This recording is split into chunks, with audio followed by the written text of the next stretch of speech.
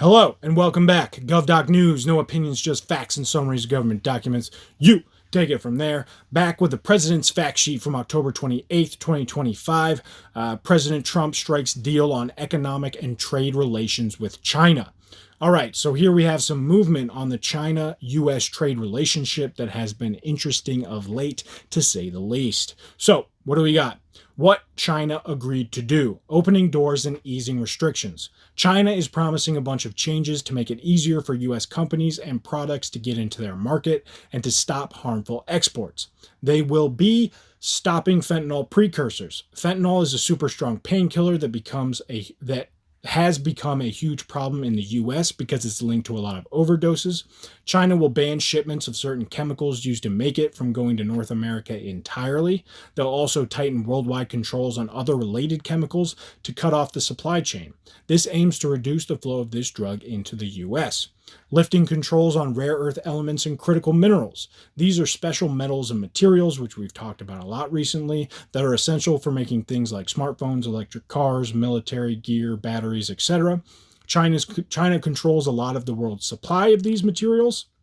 So they're suspending a new set of export rules they announced on October 9th, 2025, and issuing general licenses that basically cancel out restrictions that they put in place back in April 2025 and also October 2022.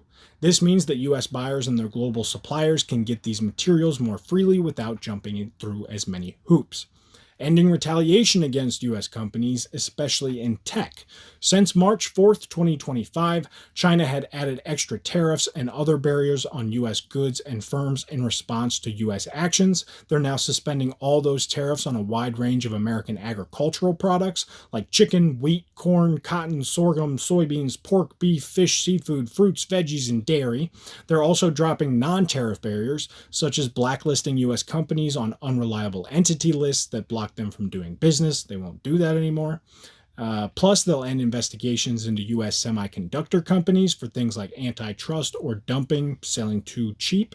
They'll also lift sanctions on U.S. shipping companies tied to a U.S. probe into China's shipbuilding dominance.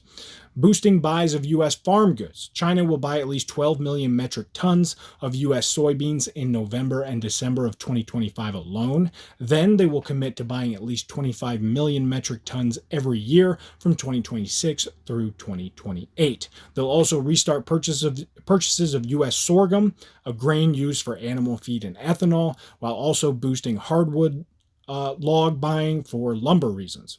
This helps American farmers sell more and stabilize their income. Other business fixes. They'll allow trade to resume for Nexperia, a Dutch-owned chip company with factories in China, so critical older generation chips can flow globally. And they'll extend a process that lets U.S. imports avoid some tariffs until December 31st, 2026. In short, these steps remove barriers China had put up, making it cheaper and easier for U.S. exports to enter China and for key global supplies to keep moving. So, what has the U.S. agreed to do? Lowering some costs and pausing new rules. The U.S. is also making concessions to match, mostly by reducing or delaying its own restrictions, and this keeps things balanced and gives breathing room for more talks with China down the road. The U.S. will cut tariffs on Chinese imports. The U.S. will drop 10 percentage points from the tariffs it added specifically to fight fentanyl flows starting November 10th, 2025. They'll also keep a pause on higher reciprocal tariffs, matching China's moves here, until November 10th, 2026, but the existing 10% baseline tariff on Chinese goods stays during that time. Extending tariff breaks. Some exclusions, waivers from Section 301 tariffs, special duties from a U.S. investigation into unfair Chinese trade practices were set to end on November 29, 2025. The U.S. will push that to November 10, 2026, so affected U.S. importers save money longer.